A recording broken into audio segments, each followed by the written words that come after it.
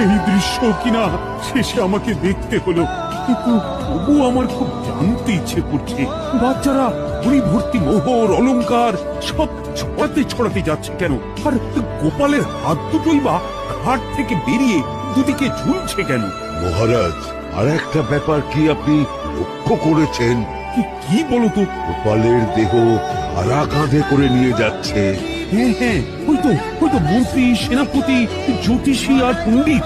আসলে গোপালের এই শেষ যাত্রা আমাদের কিছু শিক্ষা দিয়ে যাচ্ছে মহারাজ। এই যে দেখুন, যারা গোপালকে সহ্য করতে পারত না, এখন এখন তাদেরই কাঁধে গোপাল যাচ্ছে। তার মানে শেষ পর্যন্ত কেউই কারোর শত্রু থাকে না, সবাই মান অভিমান ভুলে